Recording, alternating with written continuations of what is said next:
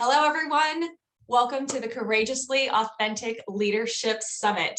I am so stoked to bring to you today Andy Way. Now, you are going to get this when we get into the conversation, but let me share with you, when people ask Andy where he's from, his typical answer is, I grew up like Huck Finn with a motor on a small island in the southeast coast. Keep that in mind as we're talking, because I think you'll get that picture when we go through this.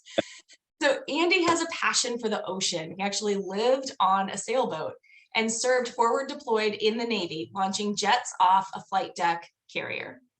After the Navy, Andy spent more than 15 years investing in real estate, and he's owned a home inspection franchise, the largest home inspection company in North America. So he kind of knows what he's talking about when it comes to entrepreneurship, business building, and creating the life that you really want.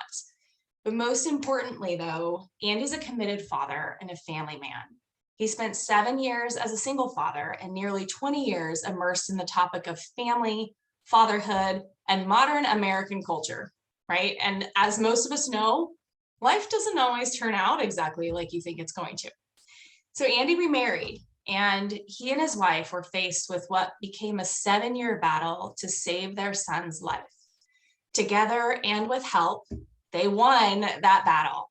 And at 19 years old, Drew is now a happy, healthy son. He's doing great. So super excited. I know we'll get into a little bit about that if Andy's willing to share. So it's these experiences, though, that shape who we are as a leader.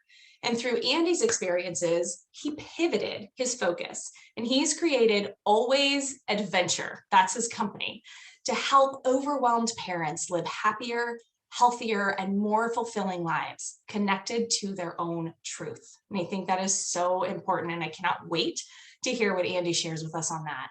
He created his own coaching methodology called the Living Adventurously Method. He's an active speaker and is actively involved in the nonprofit organization Fathers and Families Support Center. And last but not least, in this amazing list of accolades, Andy just finished writing his first book, and it's scheduled to be published this fall. So much going on with Andy. And Andy, I know you have stepped into courageously authentic leadership yourself in many respects. What does courageously authentic leadership mean to you? You know, I think that what happens with a lot of people, they kind of live these accidental lives. And oftentimes I think that people are kind of chasing expectations, whether they're the expectations of how they think they should be living and what they think they should be doing, maybe what their parents might have kind of impressed upon them on how, what they should do and how it, life should kind of all go. Go to college and get this degree and then get this job and live in this 2.5-story home with a white picket fence, a labradoodle, and that whole thing. And they kind of, so I feel like that is one way to live. And I think that courageously authentic leadership are people who kind of, and there's nothing wrong with that, right? That's beautiful. As long as they're not foregoing like the truth that they kind of hold in their heart and in their mind and in their gut. And so a courageously authentic leader is somebody who, really takes the time to connect with what they care about and their values and all things stem and flow from the inside out versus the outside in. Mm-hmm. That's what that means to me. It's so beautiful because connecting with who you truly are and shining that out rather than always trying to fit yourself into this box of expectations, right? And I think we can all agree when we are fitting the mold of other people's expectations, there's no chance that we're living our own true, authentic life and leading from a place from that internal strength. So for you, can you share what maybe one of those obstacles or some of those obstacles are that you've overcome in your life to lead with courageous authenticity? Well, I think part of that for me was that I always wanted to, my father was very successful when I was a boy, and I always wanted to, and I grew up in a very conservative household, and I always was taught great values and my faith and all good things. But for the longest time, I just wanted to make my dad proud. And I was kind of chasing kind of the shadow of his image. I wanted to be like him forever. And life doesn't always turn out like we think. So I think that one of the challenges was making that pivot to do the work, to really connect with who I was. And it was kind of a discovery process. It took a lot of work to really do the work, to connect with what I cared about and what I really wanted. And it scared me to actually to do it. Yeah. Not only to discover it, but then to dare to do it, to do that work, and to really go for what I really wanted to do and achieve. What was the catalyst for you? Because a lot of people, they think, oh yeah, it'd be great to do that, but it's too much work, or I don't have the time. And there's a lot of excuses about not taking that on, because it is scary, right? And it is a lot of work. So for you, what was that catalyst that you said, no, I got to do this? Well, we kind of touched on it, right? We went through, as you're probably aware, there's Joseph Campbell popularized the hero's journey. And in the hero's journey, you go through this dark night of the soul. And we went through that when we went through this 7-year battle to save Drew's life. And during that process, I was kind of broken down to kind of a shell of a man. And we had to get help. And during that period, when he was at a residential therapeutic boarding school, part of that was when we had that break and he was getting help, and I knew that I had to become the strongest, best version of myself for when he came home. I had to lead him and be wholly available. It makes me a little bit emotional just to reflect on even just saying that. It was a tough deal. And so it was through that process of just kind of rebuilding my strength and connecting with kind of who I am and my power, my confidence. And it was through that work that this work began. And so I think that answers the question, but maybe not. No, it does. It absolutely does. For you then, how has going through that process of tapping into that strength inside you, how has that changed your life and the life of those around you? Well, a big part is, I allow life to show up. I have 3 core principles that I've kind of I've discovered that are invaluable. At first, I just kind of began to explore them out of just curiosity. And then I really, through that process of trusting and allowing my curiosity to kind of guide me, I discovered the power of getting uncomfortable, exploring the unknown, and seeking excitement. And they're not concepts, they became practices. And then I realized, hey, these are, in all things, I think that's a big disconnect. There are concepts when we look outside of ourselves that we seek to understand as we try to kind of fill these voids and figure things out. But it was through practicing, getting uncomfortable and exploring the unknown that I allowed life to kind of show up and surprise me instead of acting like I had to have it all figured out. And that was kind of a beautiful exercise. And those are really 3 key things that kind of led me from where I was to where I am now. Yeah. I love that you brought up the curiosity and the getting uncomfortable. That's something that's come up quite a bit through these conversations, right? Through with all the folks that are coming into the summit. And for you, like that curiosity seems to be natural for you. Like I can see it in your face. You're like curious about everything. But the being uncomfortable, I know you have a military background. I have a military background. There's a lot that's ingrained in us about know what you're doing, have a plan, look forward, prepare. And preparing is good until it becomes the roadblock to being open to having life show up for you, right? Like you shared. So for 100%. You, was that a hard transition to go through, or how was that for you? Yeah, because one of the things I think I realized, wow, forever people have, kind of colored me gregarious. But I think that what a lot of people don't know is that I'm actually a little bit private. I mean, particularly through my years as a residential investor, I was in a town where I didn't really know anyone at all. And, my family wasn't here. I didn't know anyone. And investment real estate, kind of finding the next opportunity to purchase and renovate and so forth. You don't tell everybody about that property. You don't really want everybody, it's kind of and so that was really kind of my world. While I'm willing to share myself one-on-one, I don't know that I was always just so open with my whole, life and kind of powerful vulnerability, right? That was a little bit scary to be so vulnerable and honest with things that I was so passionate about and kind of scared of, right? I care what people think.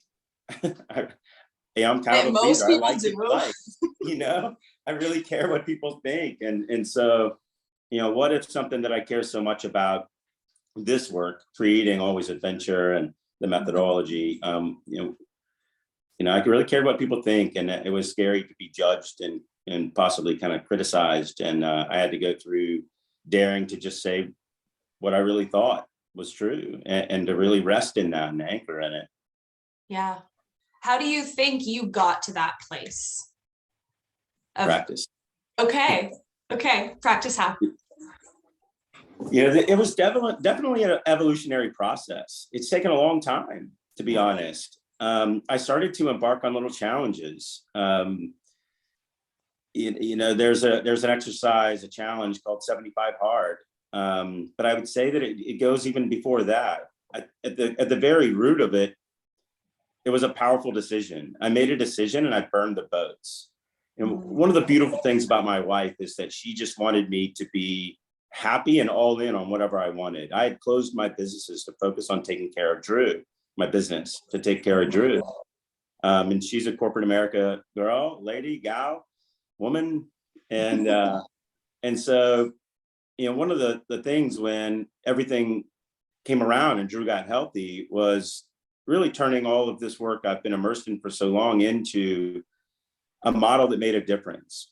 And I just made a decision to burn the boats and went all in and allowed it to evolve. I didn't have to have it all figured out. It kind of showed up along the way. And so I just kind of started doing everything in this, all of my actions were aligned in this one vision. And so, the solutions and the answers began to show up along the way, and it became more and more clear, and it evolved. And it was beautiful because I allowed it to evolve, and I was also given the opportunity to. So I'm really grateful for that as well. Yeah, that is beautiful. And it actually goes very much aligned with the courageously authentic leadership pillars, right? From our program, is clarity is that first one, right? Yeah. Getting clear on your vision and who you are and what you want to bring to the world. And you don't have to know the how. Right. And I think what's so fascinating is a conversation I had with Ron Hendricks, who also comes from a similar community as you and I met. So Ron and I were in David Bear's transformational facilitation together. Oh, and then I know you and I met through David Bear's Legendary. And so this community of people that we didn't know before, like you alluded to, right? We come together and now we have these similar threads of the way that we approach life and this clarity and like how is going to work itself out. When you have that vision and you tell your brain, this is what I want to create, it goes, oh, well, if you had told me that earlier, maybe I could have presented something to you, right? Right. But now that when you're clear about it, and then you get the courage to step into that space. And I'd love to ask you about you building this network of people around you, because you alluded to, you didn't really know anyone where you were when you started your business. You went through all of this with Drew, and now bringing all the culmination of all of this together in Always Adventure, you have to expand your network and put yourself out there. So how was that for you? And what would you say about the beauty of expanding your network? Tina, every time we talk, you speak right to my heart. You hit me in the gut, like you're hitting all my soft parts. One of the things that has been a real challenge for me in my life is I live in St. Louis, and I'm an ocean lover. I'm a man of the deep. And there's not much ocean there, man. Not a whole lot of water, the Mississippi, Missouri, Illinois, that's all there, but it's no ocean. And there's no real horizon like that. And so I've really struggled for a long time, feeling like a fish out of water that didn't really identify with the world around me. And, it's a big Catholic community and I'm not Catholic. So to a degree, it was really a challenge. And one of the things that was just has really been a gift is, again, kind of going back to when life doesn't always look like what you think and you don't have to have it all figured out, is allowing kind of just stepping out I had a vision, and I began to really align all of my actions in support of that vision. And when I reached out to and engaged with David Bear, the heart of that whole community is the community. That work is the community. I mean, just all kind of heart-centered, mission-driven entrepreneurs that are committed to just making a difference in the lives of others. And that was just a beautiful exercise. And that hasn't ended. I didn't have a whole lot of like guy friends. I did, but I kind of married into a great group of people through my wife. And so a lot of our time and energy is around her family, my family, and our close group of friends that she's been friends with for over 20 years. But, my closest Navy buddy's down in Jacksonville. Yeah. And so now today that's evolved to causing, my own great group of guy friends. And even this fall, I'm hosting 10 guys down in Savannah to hang out. They don't all know each other. I know them all, and they're all great guys. And so it's going to be a lot of fun. Again, just kind of allowing things to evolve, but making it happen and not just kind of woe is me and how things, what's not right. Being grateful for how things are, and then having a clarity on what you want, and then just going and making that happen. And sometimes life will surprise you in beautiful ways, and that's what's transpiring. Oh, I absolutely love that. And I will share with you, as you're talking about how you've expanded and you're bringing these guys together and they don't know each other. I realized as I'm doing these interviews with all of you amazing leaders in the summit, I didn't know any of you 2 years ago. None of you. And it's just incredible when you step out and go, okay, I'm going to break out of this box. I'm going to be vulnerable. And I really want to connect with people and create a community. The things that blossom out of that, you never expect are going to happen. And it's the most beautiful things in your life. 100%. Chapter 1 of the book, allowing, right? The practice of allowing. Yeah. And if you have a version of life that you're living and you're not totally happy or totally fulfilled, the first step is just allowing yourself to forgive, allowing yourself to receive, allowing yourself to grow or move off of kind of that position you're holding on to, whatever it may be, allowing yourself to receive love or help or guidance or friendship. Forgiveness is huge. Sometimes we hold on to these things from the past, these burdens or these stories or these pain points, and we just got to allow ourselves to let those things go so that we can move forward. And that's just a really powerful practice. And I would, that's a practice as well. It's something that we got to do ongoing, because life doesn't stop happening, right? Yeah, absolutely. So I cannot wait to read your book. Yeah. Well, honestly, I mean, what you're doing here, you're exactly right. I mean, it's just beautiful people all around, from which I'm just grateful to be on the summit and on this interview call with you. And there's no doubt that you and I both are surrounded by some amazing people. So it's just great to be a part of it. Yeah, 100%. And one of the things that struck me is I used to feel this anxiety about networking. Yes. Because I had this story, because you just mentioned the stories that we play out in our own minds, right? I had this story that is like all smoozy and it's like salesy and slimy, like just have an authentic relationship, an authentic connection. That is what networking is. Like, it's not schmoozy, it's not salesy, it's building relationships. Yeah. And when I got that story in my head and I was like, I have this limiting belief around the term networking that's holding me back from being able to have real authentic connections with people. The minute I dropped that story and switched it, like flipped the script in my own mind, the world opened up. Absolutely. Those stories absolutely can tether us to an experience of life that we just don't want. And we know it. And a lot of people escape in all kinds of different ways because they don't really want to do the work to just, and it's scary, right, to connect with our truth and don't allow ourselves to have a different experience. And some of that, things can look like whatever you want. If you think it's going to be smoozy, it certainly can be. Mm-hmm. But, networking and building out a whole new, network of friends and peers or it can be amazing. If you're amazing and authentic, look for that. Go find amazing and authentic, because amazing, authentic people are absolutely everywhere. And it's kind of not what do you do, it's what are you up to? Yeah. Right? Like, right? Yeah. No, not what do you do for a living? Like, what work are you in? No, what are you doing? Yeah. Who Right? are you in the world? Yeah. Yeah. I remember when I was a single dad and I was kind of dating a little bit, all I really wanted to ask anybody I might have been on a date with was, who are you and what do you stand for? And what are you up to? But it might have been a little bit strong on a first or second date, right? You got, geez, this guy's a little intense. But I think it's kind of true, right? That's what I really want to know, who are you and what are you doing? In networking, you can ask that. Yes. And I found people actually want to have those conversations. Yeah. They don't want to talk about the sky is blue and I had coffee this morning. It's like, yeah, whatever.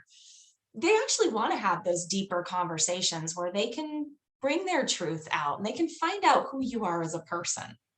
Yeah. I think that, sometimes people are like, man, you just meet so many people. And I kind of feel like I don't really know very many people. But I do have a tendency to meet people. And part of the reason that happens and build a connection is because I'm willing to share me. One-on-one, I'll absolutely just be honest and share myself with you and be authentically curious as to who you are and what you're up to and how are you. Like, I really care. Right. And so because of that, I think people feel that and they're willing to share themselves with me, what they're up to, and both the challenges and exciting stuff, right? I want to celebrate your victories and all you're doing and be excited about what you're passionate about with you. And so that when you have that kind of heart, and you have that kind of curiosity and you allow those things to begin to show up for you, yeah, you'll notice that is courageously authentic leadership, right? Sharing yourself, all of you. It's not your work self and your home self. It's yourself, like always you, just be you and lead from the inside out, not some version of how you think that people need to, how you need to be. It's not going to work well that way. Right. I call it suffering the pain of regret later. That's not good. We don't want that. No, absolutely. We've got one life, right? Yeah. And you got to live it. And one thing that I've learned through a lot of the work that we've done with David Bear's community and other communities that I'm a part of is when we are assessing what we think other people want us to be, we're putting our own expectations on them. We 100%. feel like we're taking their expectations and it's a burden. But what we're actually doing is putting our thoughts into their head and never even giving them a chance to express. When we show up as who we are, we see what their reaction is, right? And if it's judgmental, that's okay. And if it's acceptance, that's great. 100%. There's a powerful truth in what you're saying. There's no doubt about. Yes, there are shallow kind of base level. We all kind of do these quick little judgments about how, people we see out in the world and what have you. One of the things I've grown to, and always have, I believe, absolutely love, is when people aren't who they surprise you. People aren't who they look or appear to be on the surface. I love that, but you got to allow people to do it. And we can't hold people to their worst decisions or their worst selves, right? We all make mistakes, and we've all been at a low point and a high point. We can't hold people to the worst thing they've ever done in their life. Yes. Allow people to surprise you, allow people to show up as the best possible version of themselves. Yes. And hold them to that, hold them up and see what's possible, see the beauty in them and champion that out of them. But we got to allow them to do it, right? We can't sit there and always hold people at an arm's length because they appear, or we think whatever we're going to think, or however they appear. Because that's not the truth. That's just, a conditioned lie. That's not the truth. Right. It's just the surface, and it's based in the judgments that we are making, not in who they really are. Right. Yeah. So, Andy, I would love to hear from you about your work in Always Adventure, because as you're bringing these things up in this conversation, I'm actually picturing like how someone would release and fully step in to this opportunity to be who they are and drop the mask and get over the fear and really just step into it. And I have a suspicion that's a lot of what you help people do. Yeah, it's absolutely what I help people do. The first thing is kind of really in any way possible practicing. For me, there is allowing gratitude, right? Make a powerful new decision to make a shift. But then the work begins, really practicing getting uncomfortable. I remember for me, what I did is I'm not a big cold weather person. And I endeavored to do this 75 hard challenge. And I found myself out in the cold in sub-zero temperatures doing 4-mile runs and hikes in the hills. And something interesting started to transpire. It was for 75 days, 2 workouts a day for a minimum of 45 minutes. One had to be outside, plus, a minimum of reading and so much water and a diet, all this stuff. But the outside work was the big challenge. And for me, and what I started to notice is, no lie, Tina, I was in the woods roaring because I was overcoming this challenge. Like, what happens when you start getting uncomfortable? When you do it, you overcome it and you win, right? And that winning kind of connects you with your confidence, right? And as we build every little win, we get more and more confident, or we get more connected, right, with kind of our truth, that confidence inside of us, and we're more willing to take on more. Yeah. Right. We're willing to dare a little bit more. And the more we do that, things begin to change and people start to notice.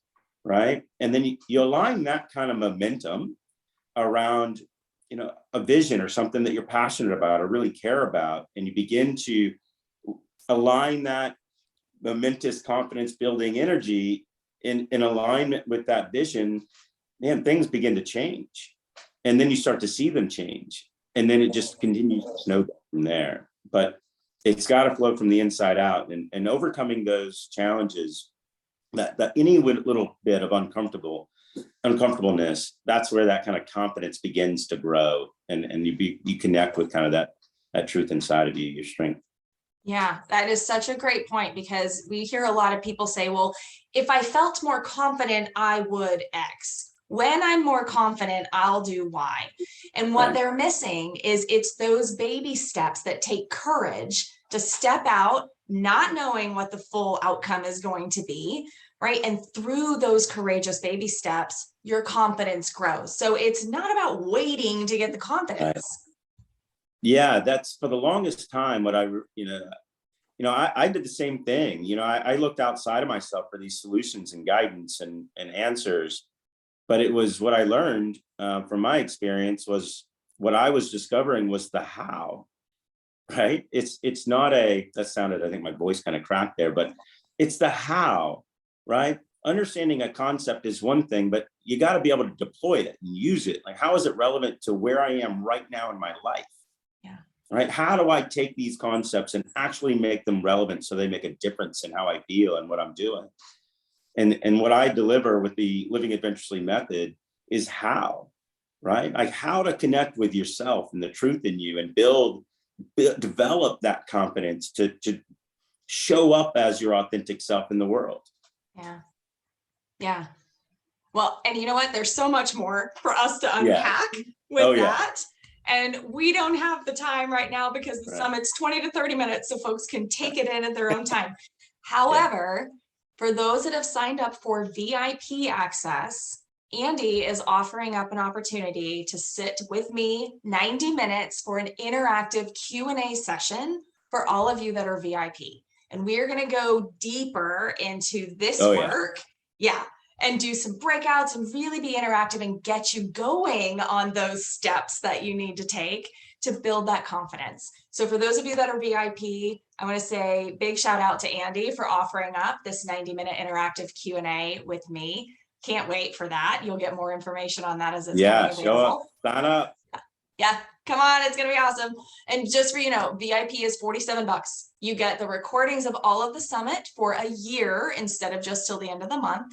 You get the Q&A session with Andy and I. And there's also a leadership workshop coming up where you all get to tell me what's most important for you. And that's what we're going to work on in that workshop. So get your VIP if you're interested in that.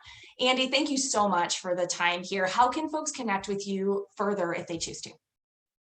Well, first, thank you so much. Yeah, it's an honor to be here. I really enjoyed it. It's always a great conversation. Love what you're up to.